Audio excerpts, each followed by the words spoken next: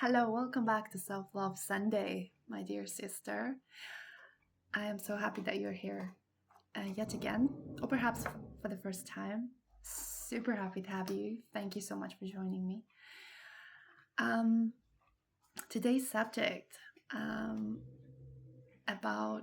is about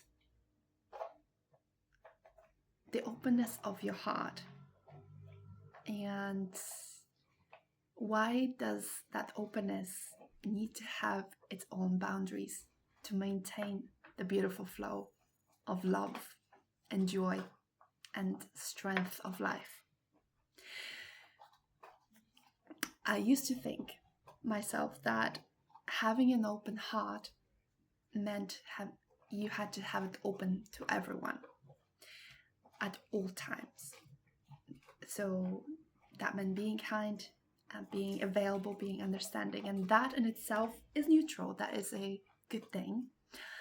But for me, it became a problem when my heart was available regardless of how I was treated or how tired and exhausted I was and in what position emotionally I was. So what I did was offering myself when my own energy was not in the right place. And it felt like I don't belong to me, that my energy doesn't belong to me. It felt like I owed part of myself or piece of myself to everyone, whether it be strangers, family, friends, or romantic partners. And this is what I want to talk about today. So let's dive into the episode.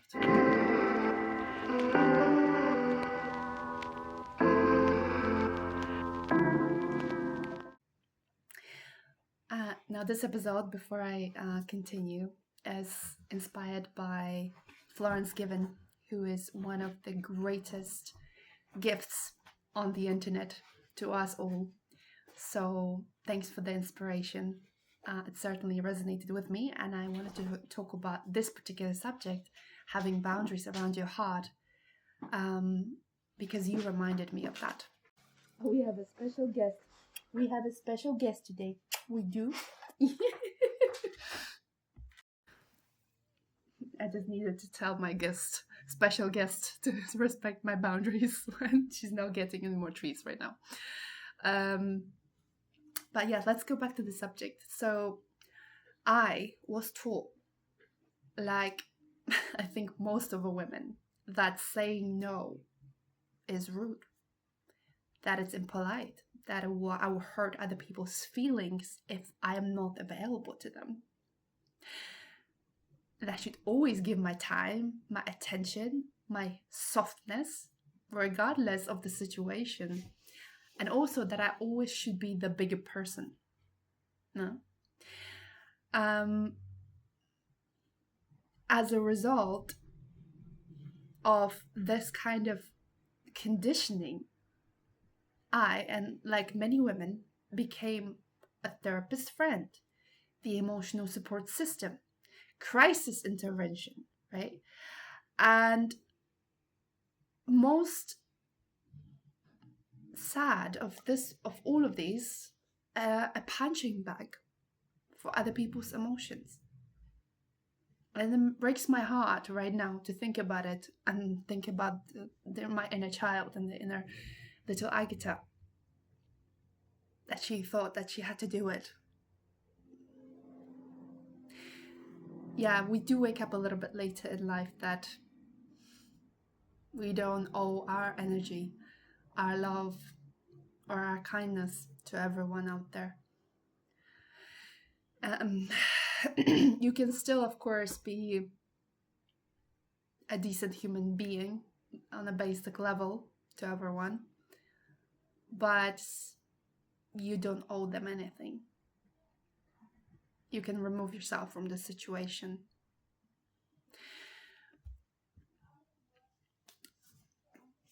Where did my awareness came from in the first place? And I think a lot of us have that similar experience. It becomes the most obvious in romantic relationships first, because those usually hit our heart the hardest. Because you don't only get like resentful and drained, you often get hurt, you get heartbroken. And once I saw it in the romantic relationships, I started noticing it in other areas of my life. I started noticing it with family, with friends, with work. And also, going back to romantic relationships, I discovered another layer of it, which is, intimacy, physical intimacy. Yeah. So it was really, really hard to say no, because you constantly think about other people's feelings if you are conditioned a certain way. It does take work to untangle, first come to realization, and then go through that fear of disappointing others before you can start addressing that guilt and shame and grief and rage underneath it. Because once the awareness comes to a deeper level, you start being angry at yourself, then you start being angry at the world, you start grieving the years that have passed when you were unaware, and discounting yourself for other people.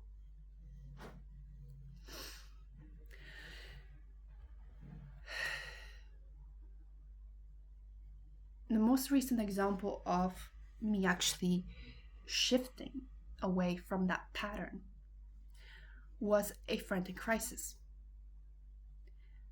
I used to be available for that particular friend, right? And I would be able to jump on calls.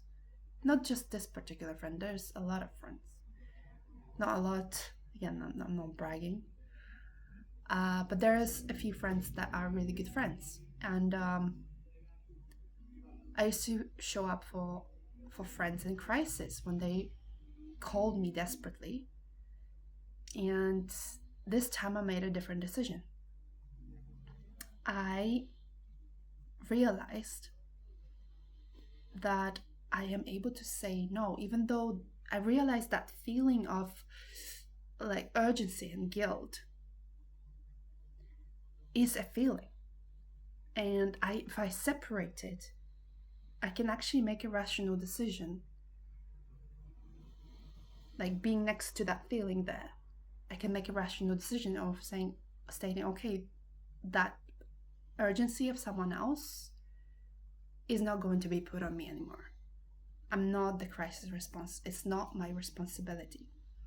And I'm not talking about when there's an actual medical, crisis, etc., right?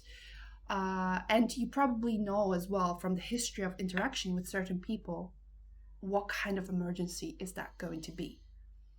Because if it is a medical emergency, of course you have to act as soon as possible. So I just want to put that off the table, yeah? But let's say that friend is in crisis every now and then. Making different decisions next time they do. Ask them about what they want to talk about, because right now is not the best time. Putting that boundary in made all the difference, because I truly have something has shifted within me. When you are always available, when you always respond, not only you're not the best help to these people when you're taking on the heaviness of that interaction, when you're becoming that emotional cushion, especially when it's not a great time for you, but also you train people that you are always available, that your boundaries don't exist. It then after a while, they don't even question it because you never showed them any different, right?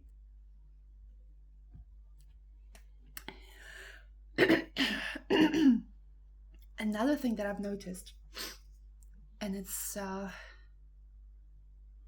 even more peculiar, more specific, more hidden, is that with people I love, I would preemptively protect them from getting hurt.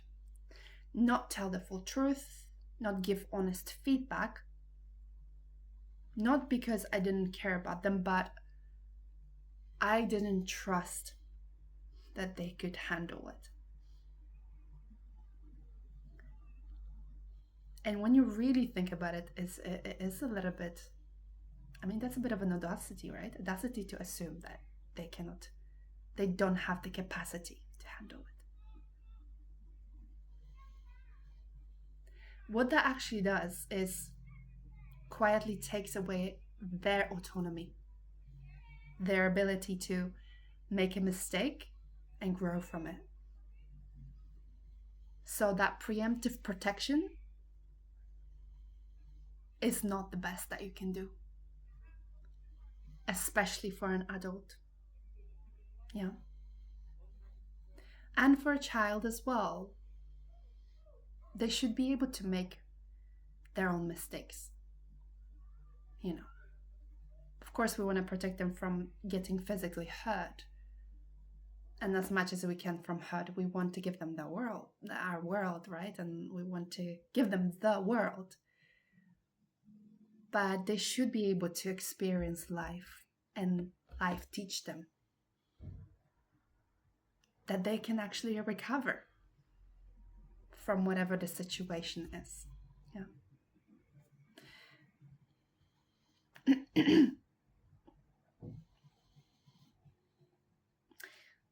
Then finally we come to the point where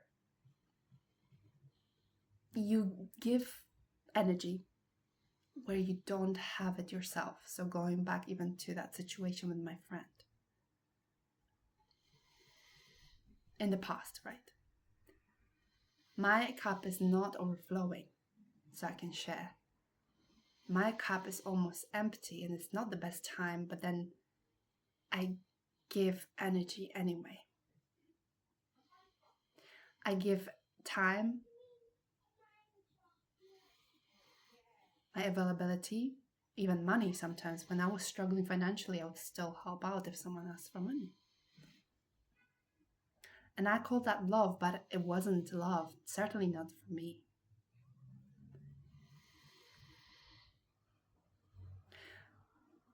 I probably prided myself in struggle.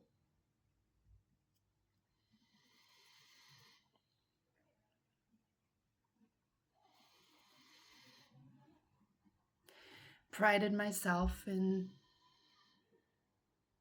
being always available, being always there. Because that's what I thought was being a good person with an open heart.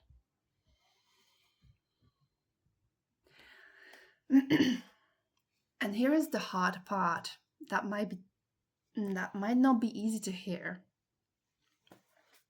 It's not really about the other people.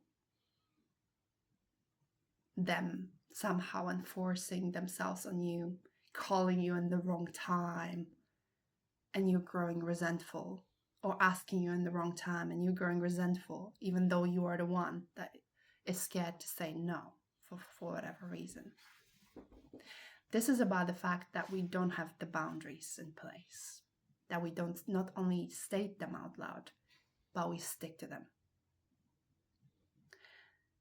And let's, of course, exclude the situations where there's clear abuse, right? This is a different subject when someone enforces themselves over and over and corners us into fear, right? That's a different story. But in everyday life, people meet you at the level you meet yourself.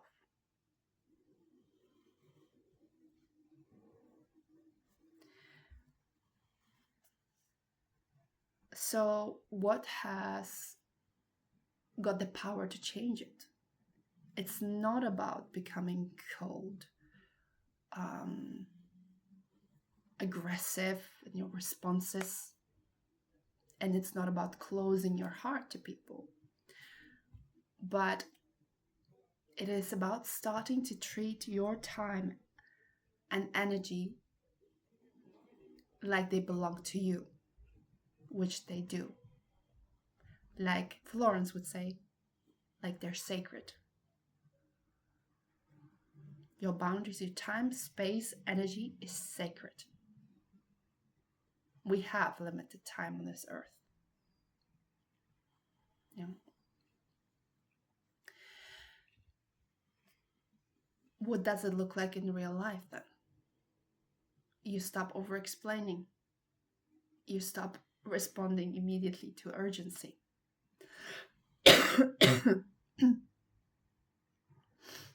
You let people sit with their own emotions and have faith that they have the capacity to handle it.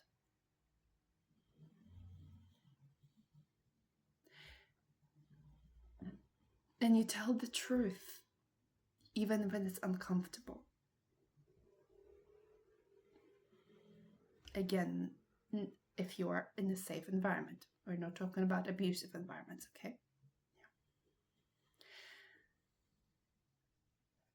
Yeah. And the most important one of all of them is sticking to this.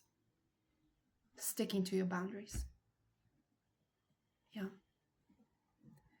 If you say that you're going to do something, if certain person doesn't stop doing something, you do it when they keep on crossing that boundary. Yeah.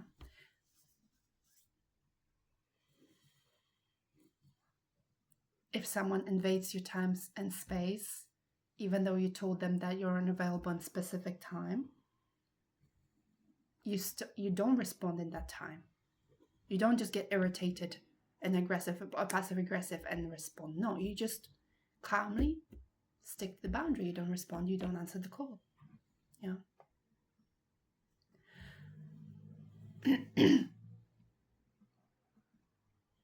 So the shift is start owning your energy and space and time, because it is yours.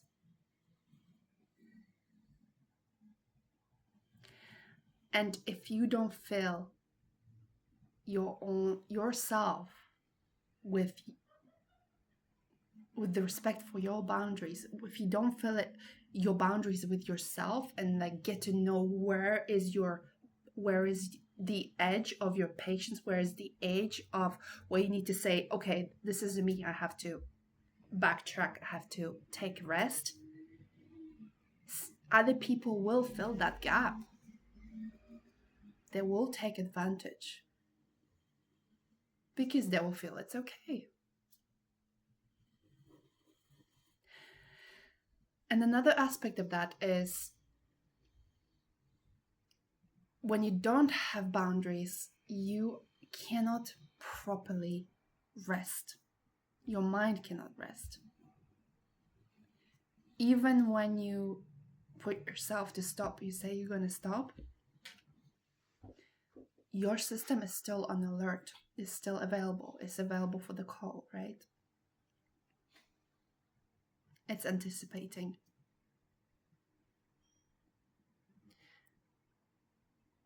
And that is a quick recipe of becoming resentful and tired with people that you love. And it's not because they asked for too much, it's because you gave too much. And you got them used to giving too much.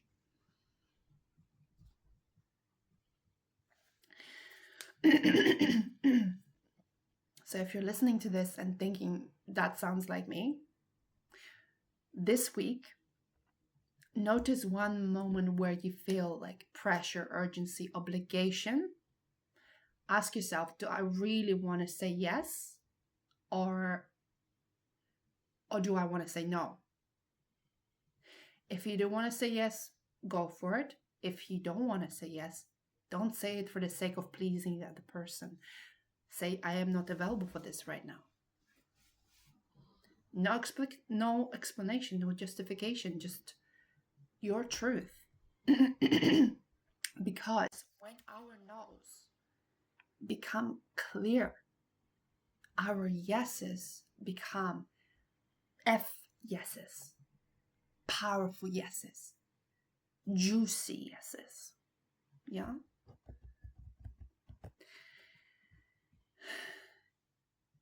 When you get to know your no's, your yeses become so clear and honest. And you truly get to know the people around you as well, whether they're there to use you or they're actually like, okay, I see what you're doing. Yeah, that's great. Good for you.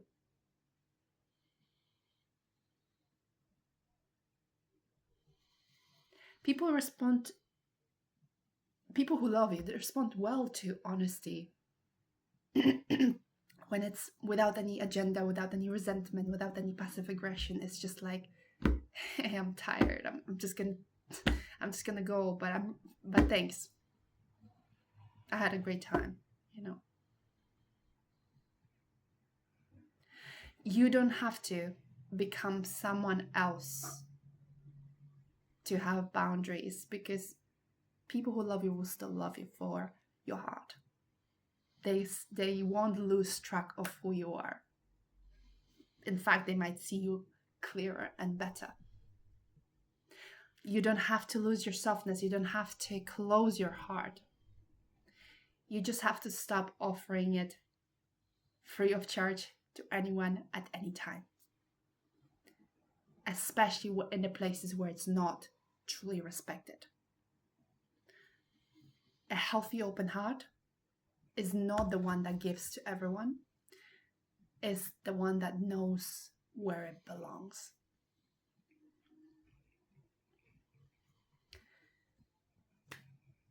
You're no longer trying to be good for the sake of being good for everyone. You are trying to be self-held.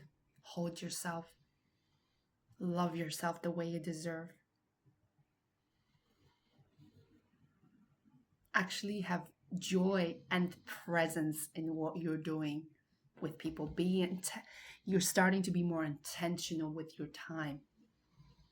So then when you show up for other people, you can really be yourself full on. You don't have other things on your mind. You don't have tiredness or resentment on your mind. Yeah. From this point, kindness stops becoming something that people take from you. It becomes something that they feel.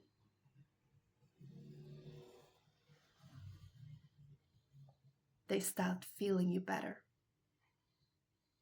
Because you also become more magnetic. Becoming more of yourself means becoming more magnetic to the right people. Yeah. If this resonated, if you think this episode can help someone in your life, do share it with them. Thank you if you listened up until here, up until the very end.